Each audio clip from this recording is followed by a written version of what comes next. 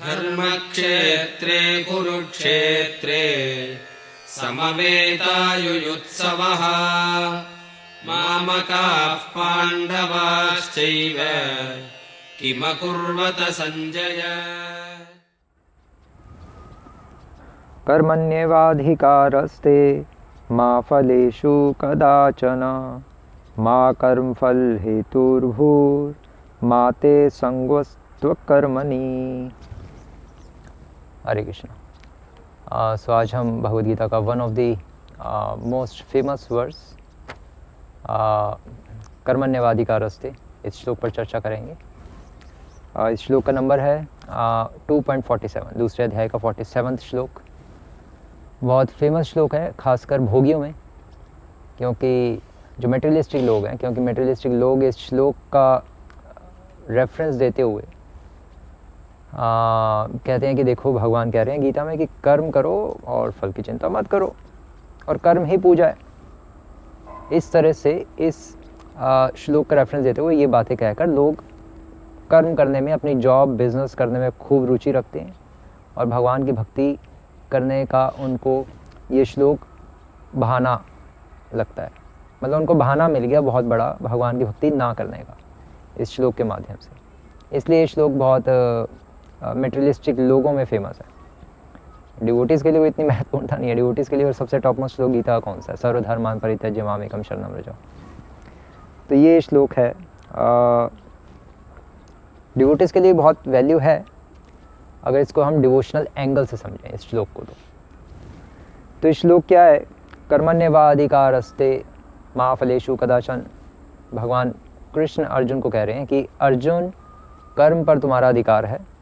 कर्मणि वा अधिकार अस्ति, कर्मणि एव अधिकार ते। मतलब कर्म पर तुम्हारा अधिकार है, फल पे तुम्हारा अधिकार नहीं है। फल की चिंता मत करो ये नहीं कह रहे भगवान। भगवान कह रहे हैं कि कर्मण्येवाधिकार अस्ते, कि कर्म पर तुम्हारा अधिकार अस्ते है, मा फलेषु कदाचन, और फल पर तुम्हारा अधिकार अर्जुन नहीं है। ये नहीं कह रहे कि फल की चिंता नहीं करनी। ये जो कॉन्सेप्ट है कि फल की चिंता मत करो, ये कॉन्सेप्ट एक्चुअली शंकराचार्य ने प्रमोट किया कि कर्म करो और फल की चिंता मत करो। लेकिन फल की चिंता किए बिना कर्म होता भी नहीं है, प्रैक्टिकल भी नहीं है। अगर फल की चिंता करेंगे ही नहीं तो फिर कर्म करेंगे क्यों? ये भी पॉइंट है एक दृष्टिकोण से। तो शंकराचार्य ने पॉइंट लाए और ये इसलिए एक्चुअली सनातन धर्म में, या जिसको आजकल हिंदू धर्म कह के संबोधित किया जाता है, इस धर्म में ये कन्फ्यूजन हो गई कि कर्म करो फल की चिंता मत करो, ये तो इम्प्रैक्टिकल है, भगवान की बातें, इसलिए छोड़ो, गीता छोड़ो और अपना नौकरी धंधा करो और बस, और कुछ नहीं, बस यही लाइफ है। गीता तो गीता ही है, वो किताबी चीज़ें हैं, उस किताब को बस लाल कपड़े में लपेट के रख दो। इसलिए लोगों को प्रैक्टिकल, क्योंकि इसको व्यवहारिक तरह से अप्लाई कैसे करना है गीता के इन श्लोकों को, ये कोई बताने वाला नहीं है। इसलिए गीता एक लाल कपड़े में बंद के रह गई लोगों के घरों में। तो इसलिए ये गीता का जो श्लोक की जो गलत इंटरप्रिटेशन है शंकराचार्य ने दी। क्यों? क्योंकि उनका कहना था कि कर्म करो फल की चिंता मत करो, क्योंकि फल अर्पण करेंगे किसको? क्योंकि मैं ही तो भगवान हूँ। कोई भगवान होगा तो फल की चिंता करके अर्पण करें, चिंता करने की जरूरत ही नहीं है। तो ये इस तरह से गलत कॉन्सेप्ट लाए। और कर्म पर अधिकार है तुम्हारा अर्जुन, भगवान कह रहे हैं कि क्यों? क्योंकि तुम्हारी अपनी फ्री विल है, इसलिए तुम कर्म पर तुम्हारा अधिकार है, तुम कर्म कर सकते हो बस, लेकिन फल पर तुम्हारा अधिकार नहीं है। अगर फल पर भी तुमने अपना अधिकार जताया तो फिर कर्म बंधन आएगा। तो फिर पुनरपि जननम पुनरपि मरणम पुनरपि जननी जठरे शयनम, बार बार मरना पड़ेगा, पैदा होना पड़ेगा, जन्म मृत्यु के चक्र में फंसना पड़ेगा। इसलिए तुम्हारा कर्म पर अधिकार है, फल पर तुम्हारा अधिकार नहीं है। फल की चिंता तो करनी है, लेकिन निस्वार्थ भाव से। अगर स्वार्थी हो तो फल की चिंता मत करो, या चिंता, या आप कह लो कि इच्छा, फल की इच्छा मत करो अगर आप स्वार्थी हो तो। लेकिन निस्वार्थ भाव से फल की इच्छा करो, क्योंकि जब निस्वार्थ भाव से फल की इच्छा करोगे तो भगवान कह रहे हैं मेरे लिए करोगे तुम। कर्म करो और फल की इच्छा भी करो, लेकिन भगवान के लिए करो, भगवान को अर्पण करने के लिए। भगवान को तो बेस्ट फल देना ना, अपने लिए फल की इच्छा मत करो, निजी लाभ के लिए। पॉइंट ये यहाँ पर बताया जा रहा है। उसको कहते हैं कि फल की इच्छा जो करता है उसको कहते हैं भोक्तृत्व अभिमान, कि मैं भोगता हूँ, इसका अभिमान आ जाएगा और उससे फिर संसार में दोबारा से पड़े रहना पड़ेगा। और इस श्लोक के माध्यम से एक्चुअली देखा है तो कर्म कांड भी कटता है। कर्म कांड जिसकी हम चर्चा कर रहे थे, कैसे? क्योंकि कर्म कांड के अकॉर्डिंग भगवान इस श्लोक में कह रहे हैं कि कर्म पे तुम्हारा अधिकार है, फल पे तुम्हारा अधिकार नहीं। और कर्म कांड के अकॉर्डिंग कर्मकांडी कहते हैं कि हम अगर इतना मंत्र जप करेंगे, भगवान का नाम लेते रहेंगे माला पे, 1 लाख नाम जप करेंगे, तो उसके बाद भगवान को, देवी देवता को प्रकट होना ही पड़ेगा और उनको हमें फल देना ही पड़ेगा। बस इस तरह से उनकी फिलॉसफी होती है। और क्यों? क्योंकि वो फल पर अधिकार जताते हैं कर्मकांडी, और इसलिए लोगों को भी गाइड करते हैं कि आप ये करो, वो करो, इतना व्रत रखो, इतने महीने, इतने सोमवार का व्रत रखो, आपको फल मिलेगा और फल पर आपका अधिकार है, फल क्यों नहीं भोगना? फल भोगने के लिए तो आए हैं हम इस संसार में। लेकिन भगवान इस श्लोक के माध्यम से कह रहे हैं कि फल पर तुम्हारा अधिकार नहीं है अर्जुन, फल पर अधिकार ही नहीं, तुम्हारा राइट ही नहीं है, तुम फल कैसे भोग सकते हो? तो कर्मकांड कट रहे इससे।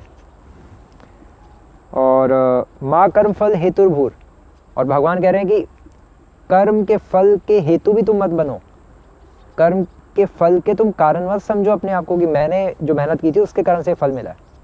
और कर्मकांडी यही कहते हैं कि आप मेहनत करो, अपना जो आप 16 सोमवार के व्रत करो या जो भी करो, उससे जो फल मिलेगा आप उसके कारण, और बस ये फिलॉसफी है। तो भगवान कह रहे हैं कि कारण भी मत बनो, कर्मकांड पूरी तरह से काट रहे हैं इस श्लोक के द्वारा। और तो भगवान का कहना है कि कर्मण्य व अधिकारस्ते मा फलेषु कदाचन, कि कर्म पर तुम्हारा अधिकार है अर्जुन, फल पर तुम्हारा अधिकार कदापि नहीं है। कदाचन, कभी भी नहीं हो सकता। अगर तुमने फल पर अधिकार जमाया नहीं तो आपको फिर दुख झेलना पड़ेगा, क्योंकि फिर कर्म के बंधन आएंगे। अगर फल पर अधिकार नहीं जमाओगे तो फिर संसार से मुक्त हो जाओगे कर्म करते करते। जिस तरह से कमल का फूल कीचड़ में रहते हुए भी कीचड़ से ऊपर रहता है, उसी तरह से हम इस संसार में रहते हुए भी इस संसार में लिप्त नहीं होंगे, कर्मों को करते हुए भी लिप्त नहीं होंगे, अगर कर्म के फल की इच्छा नहीं। और भगवान कह रहे हैं माँ कर्म फल हेतुर्भूर, कि तुम कर्म के फल का कारण भी मत बनो, मतलब कर्तृत्व अभिमान भी छोड़ दो कि मैंने जो कर्म किया था उसका फल मुझे मिल रहा है। ऐसा मत सोचो, ये अहंकार छोड़ दो, क्योंकि तुम जो भी कर्म कर रहे हो और उसका जो भी फल मिल रहा है वो मेरी कृपा से मिल रहा है। भगवान कह रहे हैं 99% भगवान की कृपा ही है। हम जो भी कर रहे हैं उसका जो फल मिलता है, उस फल को आने में जो हमें जो मिल रहा है जो फल, वो 99% भगवान की कृपा के कारण मिल रहा है। 1% हमारी इच्छा थी उसमें और हमारा प्रयास था, 99% तो भगवान की ही कृपा है वो। क्यों? क्योंकि हमें वो कर्म करने की शक्ति और कर्म करने की बुद्धि कौन दे रहा है? भगवान कृष्ण ही तो दे रहे हैं, और कौन दे रहा है? हम एक भोगी भी अगर जो कर्म करता है उसको भी जो फल मिलता है वो भी 99% भगवान की कृपा के कारण ही मिलता है। 1% उसका अपना प्रयास और इच्छा होती है। सबको भगवान ही चला रहे हैं इस संसार में, हम अपने आप को नहीं चला सकते। अल्टीमेटली यही सिद्धांत है। अब भोगी को क्यों देते हैं भगवान? जो डिवोशन नहीं कर रहा, तो वो भोग करके संसार में रहना चाहता है, तो उसका भगवान वो जैसे इच्छा करता है भगवान उसको वही दे देते हैं। ठीक है, तुम फॉल डाउन कराना चाहते हो, अपना इस संसार में पड़े रहना चाहते हो, ठीक है संसार में पड़े रहो।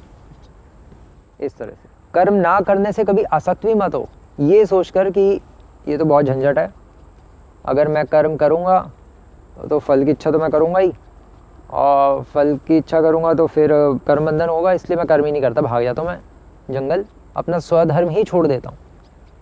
तो भगवान कह रहे हैं कि अपना स्वधर्म भी मत छोड़ो।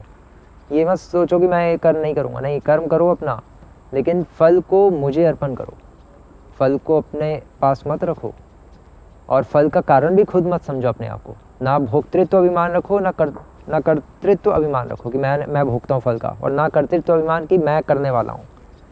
हम तो सेकेंडरी डूअर हैं, बहुत छोटे एक हम कारण हैं कर्म को करने में।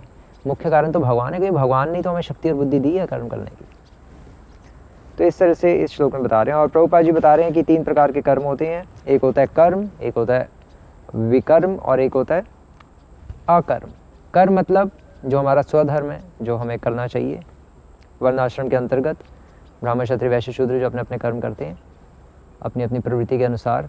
और विकर्म मतलब जो शास्त्रों के विरुद्ध जो कर्म है वो तो करना ही नहीं चाहिए। और अकर्म मतलब कि वो कर्म, अकर्म मतलब कि कर्म ना करना।